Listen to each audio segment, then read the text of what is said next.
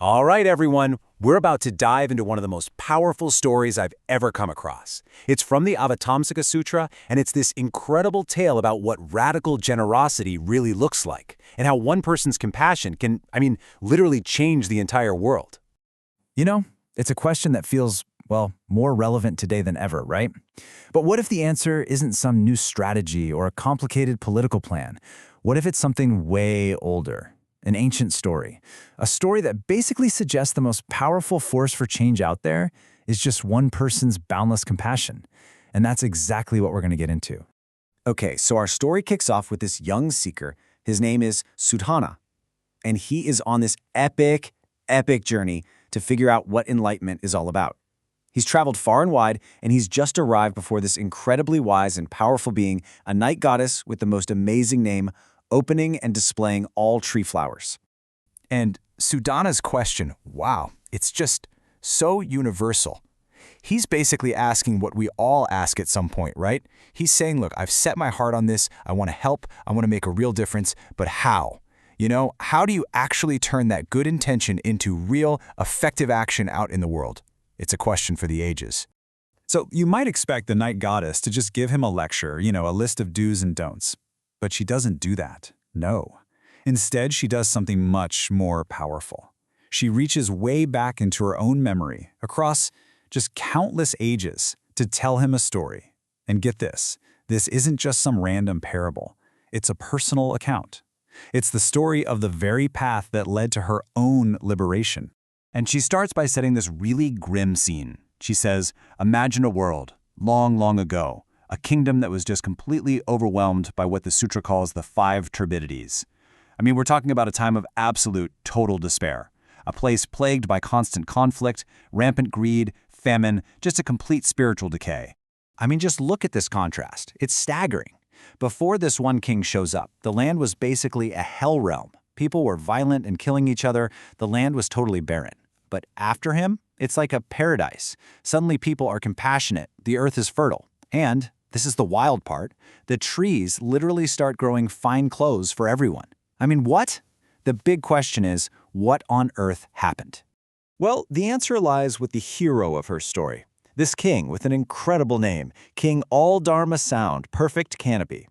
Now, when he saw his people suffering so deeply, he didn't reach for force, he didn't get into political games. Nope, his response was something else entirely. It was just an overwhelming, world-changing wave of compassion.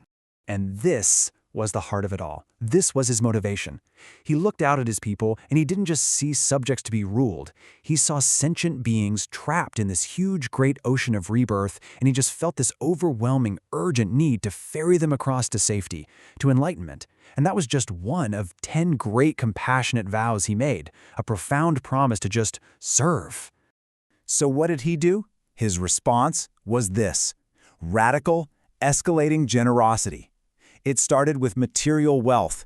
He opened all his treasuries, gave away every last bit of gold, silver, and jewels. But that wasn't enough. So he went further. He gave away his power, his villages, his towns, his entire kingdom.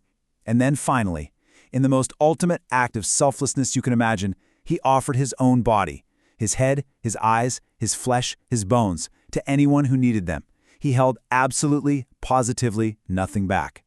And just to give you a sense of the sheer scale of his commitment, the sutra says he made over 100 billion great vows, 100 billion promises to benefit every single living being.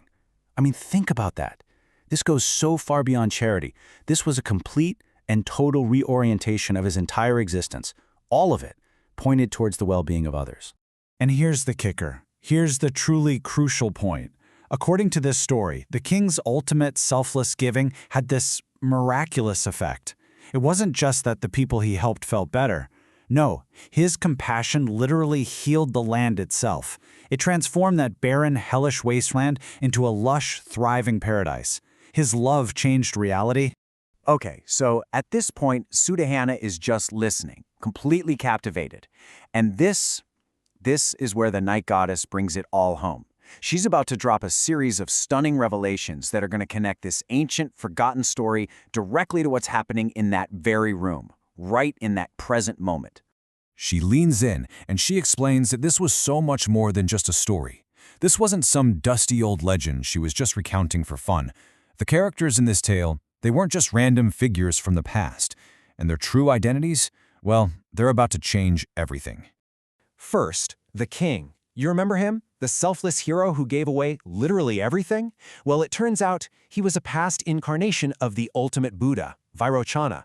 Those actions, that incredible sacrifice, those were the very seeds of his future supreme enlightenment. And then there was that young maiden in the crowd, remember? The one who was so moved by the king's compassion that she praised him and vowed to follow his path? That was the night goddess herself, in a former life. This is her own origin story she's telling. And finally, the biggest reveal of all, the punchline. All those suffering people in that desolate kingdom, the ones who were saved by the king's incredible generosity, they are the great bodhisattvas who are right there in that very assembly with Sudana. Beings who have been on the path for eons, and their whole journey was kickstarted by that one king's selfless act all those ages ago. So, what does this all mean for Sudana and for us listening in? Well, the Night Goddess explains that this story is the answer to his original question. It's not a theory. It's a living, breathing blueprint for how a bodhisattva is supposed to act. She actually calls this whole understanding the Liberation Gate. Think about that.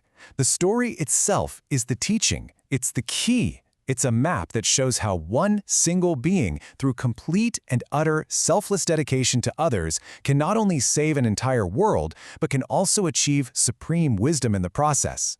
But, and this is a big but, the goddess cautions that to really get this teaching, it's not just an intellectual thing you can figure out. No, it's a profound internal shift.